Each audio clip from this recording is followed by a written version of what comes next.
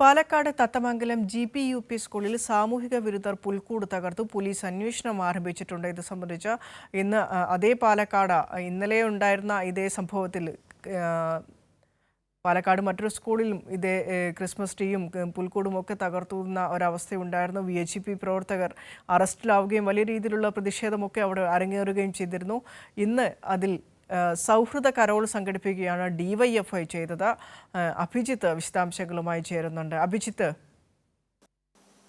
കഴിഞ്ഞ ദിവസം VHP പ്രവർത്തകർ പാലക്കാട് നല്ലേപ്പുള്ളി സ്കൂളിൽ ക്രിസ്മസ് ആഘോഷം തടഞ്ഞിരുന്നു. ഇതിനെ തുടർന്ന് ഇന്ന് DYFIയുടെ നേതൃത്വത്തിൽ സൗഹൃദ ക്രിസ്മസ് കരോൾ സംഘടിപ്പിച്ചു.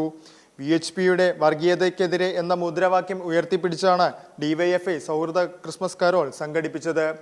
DYFI ചിറ്റൂർ ബ്ലോക്ക് കമ്മിറ്റി സംഘടിപ്പിച്ച ക്രിസ്മസ് കരോൾ ജില്ലാ പ്രസിഡന്റ് R ജയദേവൻ ഉദ്ഘാടനം ചെയ്തു. എല്ലാ ആഘോഷങ്ങളും എല്ലാവരുടേതുമാണ് എന്ന് കരുതുന്ന മനസ്സുള്ളവരാണ് മലയാളികൾ. ആ മലയാളികളുടെ ഇടയിലേക്കാണ് ഇത്തരത്തിലുള്ള വർഗീയ വിഷവിത്തുക്കളുമായി വരുന്ന ആളുകൾ ഇന്ന പരിപാടി നടത്താൻ വേണ്ടി പാടില്ല എന്ന് പറഞ്ഞാൽ അതിനെ കയ്യും കെട്ടി നോക്കി നിൽക്കാൻ കഴിയുന്നവരുടെ മണ്ണല്ല കേരളം. അതേസമയം ഇന്ന് തന്നെ തത്തമംഗലം GBUP സ്കൂളിൽ ക്രിസ്മസ് ആഘോഷത്തിന്റെ ഭാഗമായി ഒരുക്കിയ പുൽക്കൂട് സാമൂഹ്യ വിരുദ്ധർ തകർത്ത നിലയിൽ കണ്ടെത്തി. ഇന്ന് സ്കൂളിലെത്തിയ അധ്യാപകരാണ് പുൽക്കൂട് തകർത്ത നിലയിൽ കണ്ടെത്തിയത്. പോലീസ് കേസെടുത്ത് അന്വേഷണം ആരംഭിച്ചു. സംഭവസ്ഥലം സന്ദർശിച്ച മന്ത്രി K കൃഷ്ണൻകുട്ടി വിദഗ്ധ സംഘം കേസ് അന്വേഷിക്കുമെന്ന് പറഞ്ഞു. വളരെ ബോധപൂർവം ചെയ്ത ഒരു പ്രവൃത്തിയാണത്.